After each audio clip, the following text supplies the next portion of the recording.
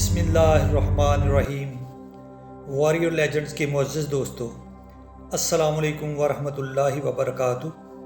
آج کی اس ویڈیو میں ہم ذکر کریں گے کہ نبی صلی اللہ علیہ وآلہ وسلم کے وہ غلام جو ان سے سچی محبت کرتے ہیں، ان پر کسی لالچ، ڈر یا تکلیف کا کوئی اثر نہیں ہوتا۔ ایک دفعہ جب حضرت عبداللہ بن حذافہ رضی اللہ تعالیٰ عنہ کو رومیوں نے گرفتار کر لیا تو رومی بادشاہ کہنے لگا کہ تو عیسائی ہو جا، آدھی بادشاہت دیتا ہوں۔ صحابی رسول صلی اللہ علیہ وآلہ وسلم نے پتہ ہے کیا فرمایا کہ آدھی نہیں، ساری بادشاہی دے دے، پھر سارا عرب دے دے، میں آنکھ جھپکنے کی دیر بھی اپنے نبی صلی اللہ علیہ وآلہ وسلم سے بے وفائی نہیں کر سکتا۔ اللہ اکبر، کیا خوب جواب دیا ہے۔ آپ جانتے ہیں آنکھ جھپکنا کیا ہوتا ہے؟ ایک تو ہوتا ہے نا آنکھ کا تیزی سے بند ہونا اور پھر کھلنا، لیکن عربی زبان جو ہے وہ بڑی فصیح و بلیغ زبان ہے۔ اہل عرب کہتے ہیں کہ آنکھ کی پتلی یعنی آنکھ میں جو ڈیلا ہے اس کا دائیں بائیں ہونا، یہ بھی آنکھ جھپکنا ہے۔ ڈیلے کے دائیں بائیں ہونے میں کتنی دیر لگتی ہے؟ میرے خیال میں 1 سیکنڈ بھی نہیں لگتا۔ تو فرماتے ہیں میں اتنی دیر بھی حضور صلی اللہ علیہ وآلہ وسلم سے بے وفائی نہیں کر سکتا۔ آئیے اس واقعے کی تفصیل میں جاتے ہیں۔ سیدنا عمر بن خطاب رضی اللہ تعالیٰ عنہ نے روم سے لڑنے کے لیے ایک فوجی دستہ روانہ کیا۔ اس دستے میں ایک نوجوان صحابی عبداللہ بن حذافہ رضی اللہ تعالیٰ عنہ بھی تھے، جنہیں رومیوں نے گرفتار کر لیا اور پکڑ کر اپنے بادشاہ کے پاس لے گئے اور اسے بتایا کہ یہ آدمی اصحاب محمد میں سے ہے۔ تو قیصر نے ان سے بات چیت شروع کی۔ دونوں کے درمیان یہ مکالمہ ہوا۔ قیصر بولا نصرانیت قبول کر لے، آدھی سلطنت تمہیں دے دوں گا۔ تو عبداللہ نے جواباً فرمایا کہ اگر تم سب کچھ اور اپنی بادشاہت بھی مجھے دے دو تب بھی اپنا دین پلک جھپکنے دیر تک میں چھوڑنے والا نہیں ہوں۔ تو قیصر غضبناک ہوا اور کہا میں تجھے قتل کر دوں گا۔ عبداللہ رضی اللہ تعالیٰ عنہ نے فرمایا کہ تو جان اور تیرا کام، مجھے اس کی کوئی فکر نہیں ہے۔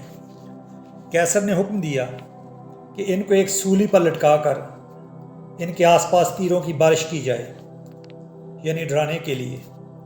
پھر کوئی عیسائیت قبول کرنے یا موت کو گلے لگانے میں سے ایک بات کا اختیار دیا جائے۔ سپاہی حسب حکم تیر برساتے رہے اور انہیں نصرانی بننے کا کہتے رہے، لیکن ایسے بھی بات نہیں بنی۔ وہ کسی حال میں اسلام چھوڑنے کے لیے تیار نہ ہوئے تو حکم دیا کہ انہیں اتارو اور ایک گرم پانی کی دیگ لاؤ، اور اس میں پانی گرم کیا گیا۔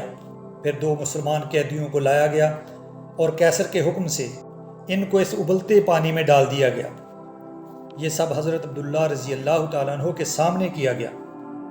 اس دوران انہیں مسلسل یہی کہا جاتا رہا کہ اسلام چھوڑ کر نصرانی بن جاؤ۔ جب قیصر کا ہر حربہ ناکام ہوا اور وہ عبداللہ رضی اللہ تعالیٰ عنہ کے بارے میں مایوس ہوا تو غصے سے پاگل ہونے لگا اور حکم دیا کہ اسے ابلتے ہوئے پانی کی دیگ میں ڈال دیا جائے۔ جب قیصر کے کارندوں نے دیگ کو کھینچ کر عبداللہ رضی اللہ تعالیٰ عنہ کے قریب کیا اور اس کی تپش کو محسوس کیا تو عبداللہ رضی اللہ تعالیٰ عنہ رونے لگے۔ قیصر کو ان کے رونے کا بتایا گیا۔ یہ سن کر وہ سمجھا شاید عبداللہ رضی اللہ تعالیٰ عنہ اسلام کو چھوڑنے پر آمادہ ہو گئے ہیں، اس لیے عبداللہ رضی اللہ تعالیٰ عنہ کو واپس لانے کا حکم دیا اور پھر انہیں عیسائی بننے کی دعوت دی گئی، لیکن عبداللہ رضی اللہ تعالیٰ عنہ اسلام پر قائم رہے۔ تو ان سے پوچھا کہ پھر تمہارے رونے کی کیا وجہ تھی؟ تو سیدنا عبداللہ رضی اللہ تعالیٰ عنہ کہنے لگے اس وقت میرے پاس یہ ایک جان ہی ہے جو اس ابلتے پانی میں ڈال کر ختم کر دی جائے گی۔ میں رو اس لیے رہا تھا کہ کاش میرے جسم کے بالوں کے برابر جانیں ہوتی جو میں اپنے دین حق پر قربان کر سکتا۔ خیر قصہ مختصر، یہ سن کر قیصر نے مایوسی کے عالم عبداللہ سے کہا کیا یہ ممکن ہے کہ تم میرے سر کو بوسہ دو اور میں تمہیں رہا کر دوں؟ تو عبداللہ رضی اللہ تعالیٰ عنہ نے کہا अगर मेरे साथ तमाम मुसलमान कैदियों को रिहा करते हो तो मैं तेरे सर को बोसा देने के लिए तैयार हूँ। कैसर कहता है कि ठीक है। अब्दुल्ला रज़ियल्लाहु ताला अन्हु ने अपने साथ दूसरे मुसलमानों को रिहा करने के लिए इस काफिर के सर को बोसा दिया और सारे मुसलमान रिहा कर दिए गए। अगर बात सिर्फ उनकी अपनी ज़िंदगी की होती तो वो कभी उसके सर को बोसा न देते।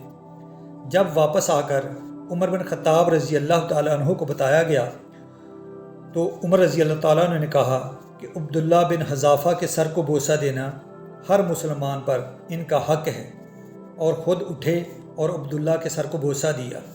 सुबहान अल्लाह, सुबहान अल्लाह। इसी तरह एक दफ़ा बहान ने हज़रत खालिद बिन वलीद रज़ियल्लाहु ताला अन्हु से कहा, मुझे पता है कि तुम मदीने से भूख की वजह से यहाँ आए हो। सब सहाबी खड़े थे, इब्न अबी काब, मुआज़ बिन जबल, अबू हुरैरा रज़ियल्लाहु ताला अन्हु सब खड़े हैं।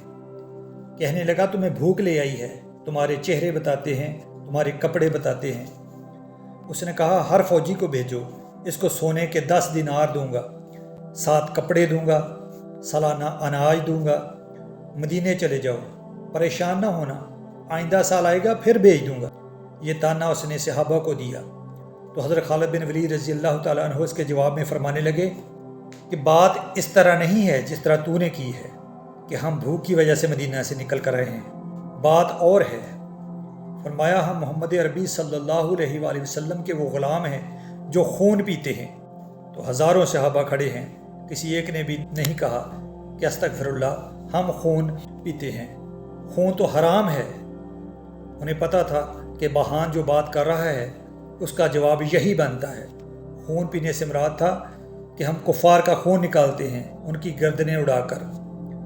तो आइए हज़रत खालिद बिन वलीद रज़ियल्लाहु ताला अन्हु से सीखते हैं कि दुश्मन के दिए गए लालच, उनके तानों और धमकियों का जवाब किस अंदाज से दिया जाता है, और उनको कैसे दो टोक बताया जाता है कि हम मोहम्मद अरबी सल्लल्लाहु अलैहि वसल्लम से किस कदर मोहब्बत करते हैं। उनकी मोहब्बत में हम जान दे भी सकते हैं और जान ले भी सकते हैं। तो अल्लामा इकबाल फरमाते हैं, गैरत है बड़ी चीज़ जहाने तगोदौ में, पहनाती है दरवेश को ताजे सरे दारा। हासिल किसी कामल से ये पोशीदा हुनर कर, कि कहते हैं शीशे को बना सकते हैं खारा। अफराद के हाथों में है अक़वाम की तकदीर, हर फर्द है मिल्लत के मुक़द्दर का सितारा। जज़ाकल्लाह। अगर आपको हमारी आज की वीडियो अच्छी लगी हो तो हमारे चैनल को सब्सक्राइब कर दें, बेल आइकन को प्रेस करें, वीडियो को लाइक करें और दोस्तों के साथ शेयर करें, और हाँ, कमेंट करना मत भूलें।